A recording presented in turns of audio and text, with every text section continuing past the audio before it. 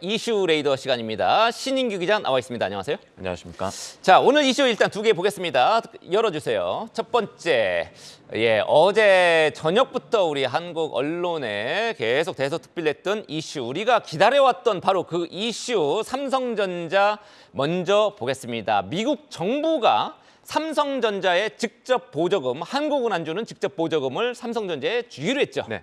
그 구체적으로 좀 설명해 주세요. 새벽 3시부터 지금 행사하고 상당히 이게 미국에서도 큰 건입니다.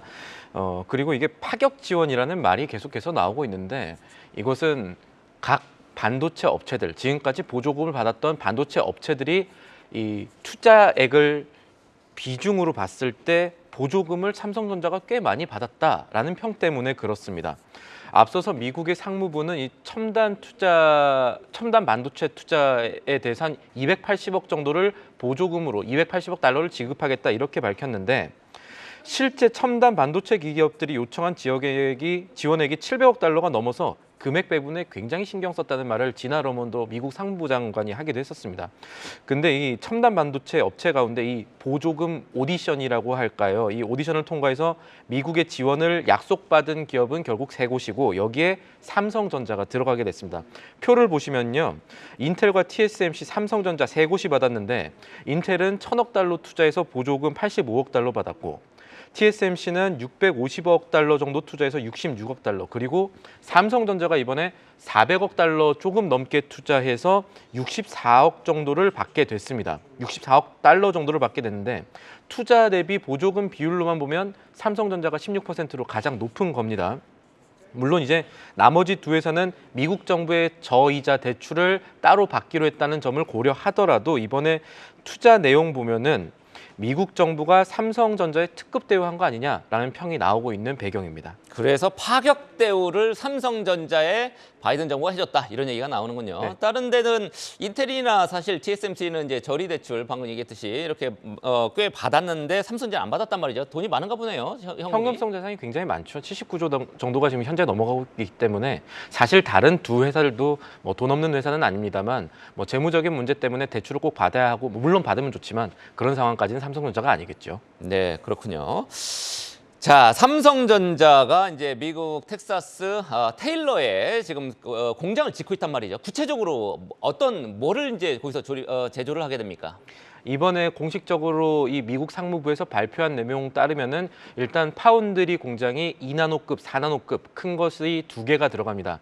오스틴과 테일러에 각각 들어가고 여기에는 2.5D 패키징, 이것은 이제 반도체 회로랑 기판 회로 사이에 새 회로를 삽입해서 반도체 성능 높이는 2.5D 패키징 기술, 그리고 아예 이 D램들을 쌓아가지고 중간에 실리콘 관통 전극이라고 해서 이 메모리를 쌓아서 더 높은 성능을 만드는 3D 패키징 기술이 포함된 공장이 같이 들어가고요.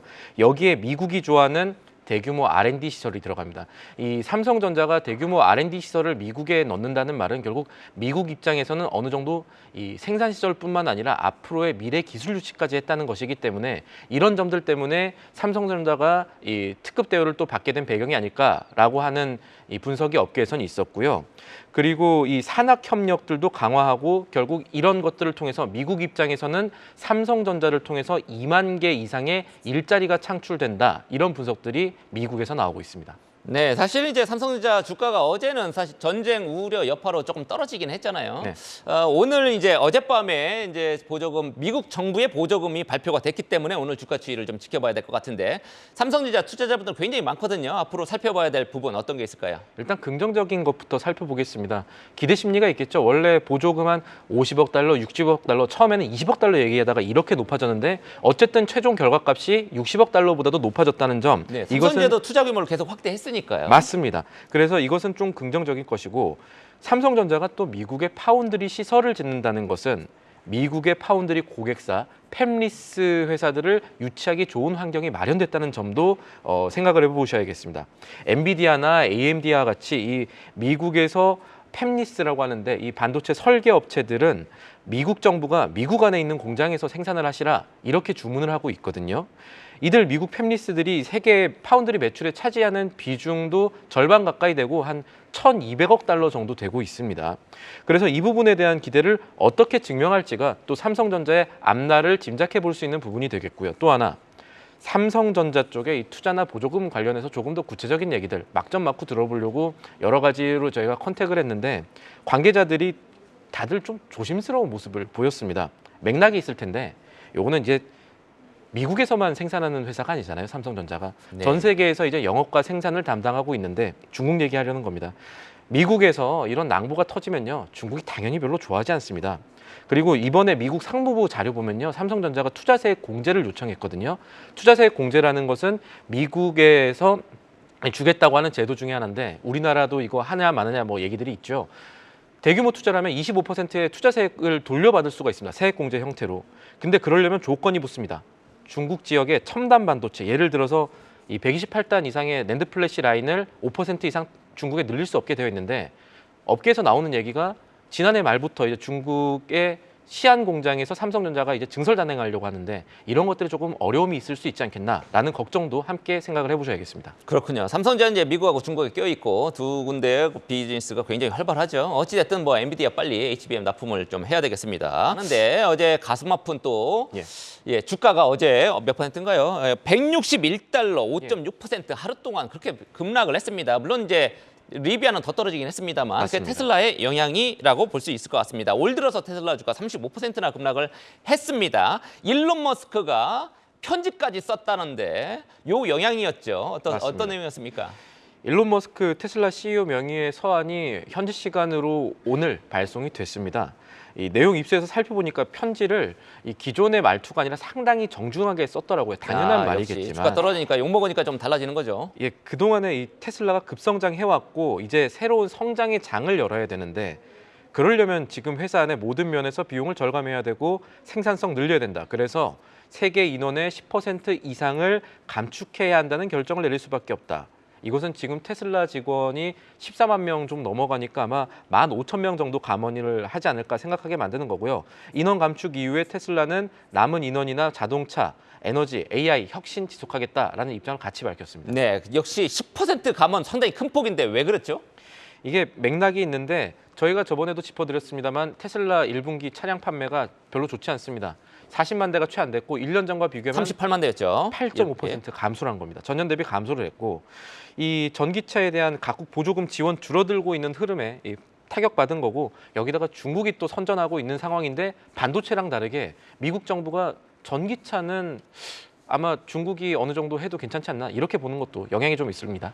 그렇게 봐야겠죠. 이 트럼프 후보 같은 경우도 이번에 유세하는 과정에서 디트로이트에서 아마 이 중국에 전기차 내줘야 될 거다. 내주는 게 맞다. 우리는 기존 차 잘하자. 이런 얘기를 했던 것들을 또 감안하셔야겠습니다. 네, 그렇군요. 지금 자막에 나오고 있습니다만 테슬라 실적, 1분기 실적 오는 23일 있습니다.